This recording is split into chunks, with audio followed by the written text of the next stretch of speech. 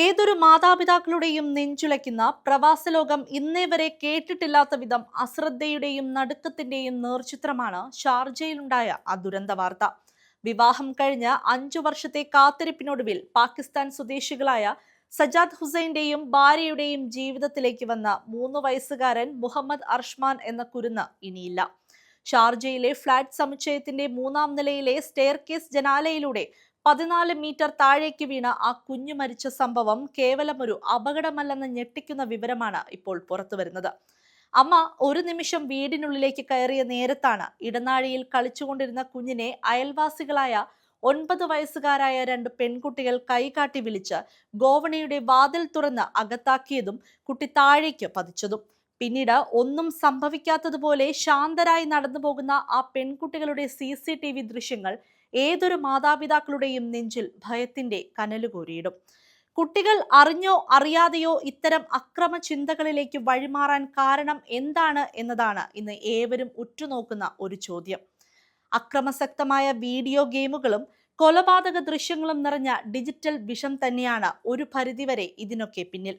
യഥാർത്ഥ ജീവിതത്തിലെ വേദനയും മരണവും വെറും ഒരു ഗെയിം മാത്രമായി കാണുന്ന ഇത്തരം പ്രവണതകൾ തടയാൻ മാതാപിതാക്കൾ കുട്ടികളുമായി നല്ലൊരു സൗഹൃദ അന്തരീക്ഷം വളർത്തിയെടുക്കുകയും അവരുടെ ഫോൺ ഉപയോഗത്തിൽ പാരന്റൽ കൺട്രോൾ ഏർപ്പെടുത്തുകയും വേണം. ഒപ്പം ഫ്ളാറ്റുകളിലെ ബാൽക്കണികളും ജനാലകളും കുട്ടികൾക്ക് തുറക്കാൻ കഴിയാത്ത രീതിയിൽ സുരക്ഷിതമാണെന്ന് ഉറപ്പാക്കേണ്ടതുണ്ട്. നിർബന്ധമായും കുട്ടികളുടെ ഇന്റർനെറ്റ് ഉപയോഗത്തിന് കൃത്യമായ നിയന്ത്രണങ്ങൾ ഏർപ്പെടുത്തുക. സ്പോർട്സ്, യോഗ, മ്യൂസിക്, ഡാൻസ്, ചിത്രരചന എന്നിവയിലേക്ക് അവരുടെ ശ്രദ്ധ തിരിക്കുക.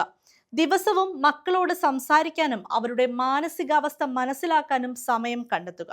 അവരിൽ പൗരബോധവും നിയമബോധവും വളർത്തുക.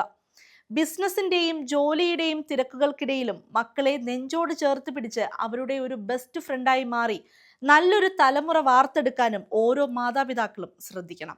UAE-യിൽ കുട്ടികളുടെ സുരക്ഷ ഉറപ്പാക്കാൻ വദീമ എന്ന പേരിൽ അതീവ കർശനമായ നിയമമുണ്ടെന്നും കുട്ടികളോട് കാണിക്കുന്ന നേരിയ അവഗണന പോലും മാതാപിതാക്കളെ വലിയ ജയിൽ ശിക്ഷയിലേക്കും നിയമക്കുരുക്കുകളിലേക്കും നയിക്കുമെന്നും നാം ഓർക്കണം.